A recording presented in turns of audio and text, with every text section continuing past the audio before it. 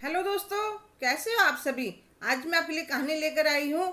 जब बेटा बहू पड़े मुसीबत में तो माता पिता ने क्या करा। 60 साल के शंकर जी अपनी पत्नी के साथ गांव में रहते थे और उनका 27 साल का इकलौता बेटा अपनी पत्नी के साथ चंडीगढ़ में रहता था।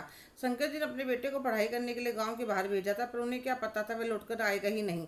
पढ़ाई पूरी होने के बाद नीरज की वही नौकरी लग गई और साथ में काम करने वाली रेवती से शादी कर ली। माँ बाप को फ़ोन करके बता दिया कि मैंने यहाँ शादी कर ली।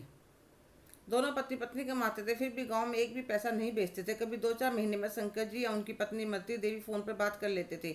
बहुत कहने पर एक बार रेवती जी को 2 घंटे के लिए गांव में लेकर गया था, पर वह कहने लगी मैं यहाँ नहीं रह सकती। दोनों जब ही वापस आ जाते हैं। दोनों पति पत्नी जितना पैसा कमाते सारा ऐश में उड़ा देते।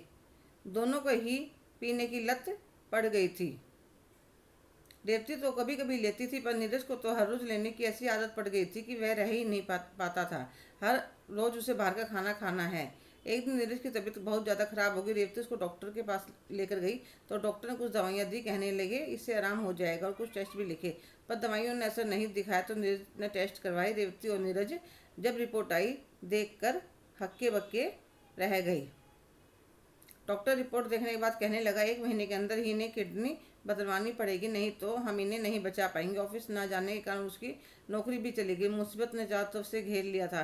कोई डोनर नहीं मिल रहा था। उनके पास इतने पैसे भी नहीं थे कि वे किसी को पैसों का लालच दे सके। उन्होंने तो जितना कमाया उतना उड़ा दिया।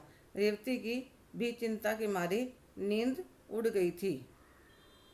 3-4 दिन ऐसे ही निकल गए, कुछ समझ में नहीं आ रहा था। आज एकदम से रेवती को अपने सास ससुर की याद आ गई। उसने जल्दी से अपने ससुर जी के पास फ़ोन मिलाया।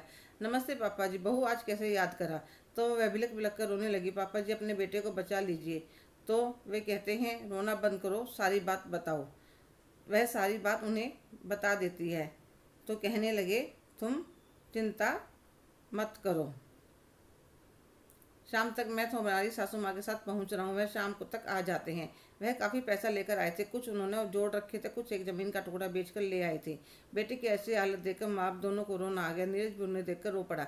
माँ ने उनके सिर पर हाथ फेर कर कहा बेटा चिंता मत कर, सब ठीक हो जाएगा। सुबह उसके मम्मी पापा दोनों ने अपने टेस्ट करवाए। शंकर जी की किडनी मैच हो गई। 2 दिन बाद ऑपरेशन करके किडनी बदल दी गई।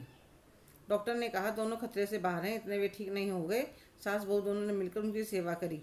1 महीना बाद जब शंकर जी सफ़र करने लायक हो गए तो मृत्यु देवी से कहने लगे भाग्यवान अपना सामान पैक कर लो। जब नीरज और बहू ने बात सुनी, दोनों उनके पास आए और हाथ जोड़कर माफ़ी मांगने लगे। मम्मी पापा हमें माफ़ कर दीजिए, अब हम आपके बिना नहीं रह सकते।